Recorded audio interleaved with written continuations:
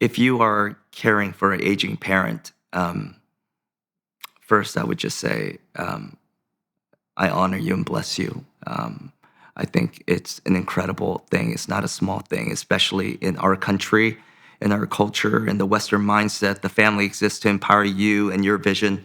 You know, what was interesting in my family before I was ever a believer, I didn't come from a believing family, but my dad always used to say, Ryan, this family doesn't exist for your vision. Uh, you exist for the family's vision. He would say that the name on the front of the jersey is actually more important than the back. And so he said, you're about the family, you're about the family. And it served me well because when I became a Christian and I read about Jesus on the cross and he was making provisions for his own mom, the 7 statements, one of them being that he's caring for his aging mom and giving him to the care of his disciple.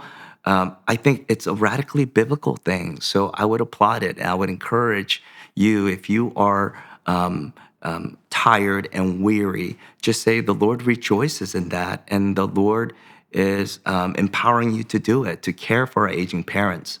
And I would say one more thing practically that really blessed me. My father, as he was dying, as he was going into hospice from LA, we ambulanced him all the way up to the Bay Area, and he stayed with us. And that was a tougher decision. It's not for everybody, but when we made the decision, we had to consider what would it look like for our children, our 3 young children that would see their grandfather die, in the home.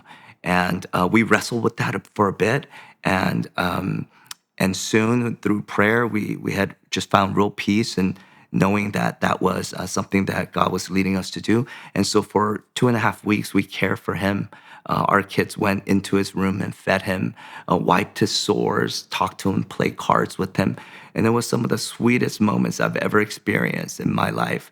And after he had passed, all 3 of my children came to me together collectively and said, Dad, we watched you the way you took care of your dad, and we'll never forget.